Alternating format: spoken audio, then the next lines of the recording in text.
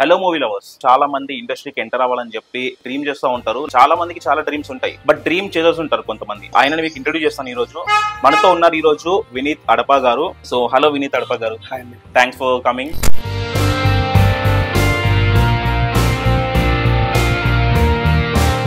మిమ్మల్ని బాగా ఇన్స్పైర్ చేసి మిమ్మల్ని నేను ఈ దారిలో వెళ్ళాలి అని చెప్పి మీరు డిసైడ్ అయ్యేలా చేస్తారు. నా జనరేషన్ లో నేను ఎక్కువ సినిమాలు చూస్తుంది పవన్ కళ్యాణ్ గారు. ఓకే, ఆబ్వియస్లీ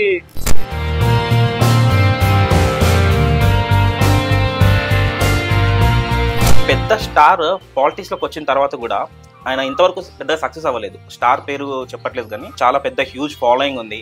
బట్ దాన్ని ఓట్ బ్యాంక్ కింద కన్వర్ట్ ఎందుకు చేసుకోలేకపోతున్నారు? మీరు అన్న వ్యక్తి ఎవరో కాదు, పవన్ కళ్యాణ్ గారు.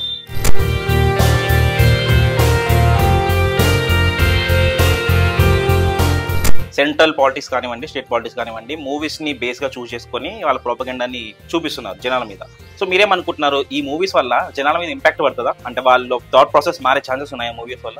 సమాజంలో సినిమా అనేది రిఫ్లెక్ట్ చేస్తుంది, అంతేగాని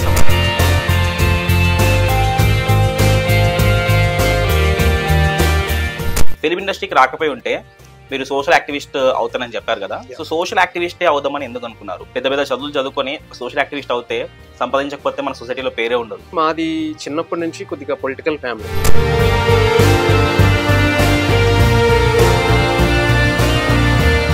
సో మీరు ఇప్పుడు సొసైటీ మీద ఇంట్రెస్ట్ ఉందన్నారు. సో సొసైటీలో ఉన్న ట్రెండ్ అదంతా ఫాలో అవుతుంటారు. బట్ లాస్ట్ ఒక 6 years బ్యాక్ 5 years బ్యాక్ సొసైటీలో ఉండే యాక్టివిటీస్ కానివ్వండి, ట్రెండ్ చాలా డిఫరెంట్. సో మీరు చూసిన బిగ్గెస్ట్ చేంజెస్ ఏంటి సొసైటీలో? అంటే ఎమోషన్స్ తగ్గాయండి, వాల్యూస్ ఎథిక్స్ పడిపోయాయి.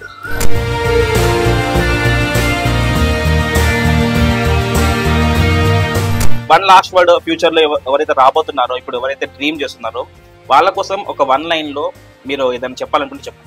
Be wise, okay, be strong, stay consistent.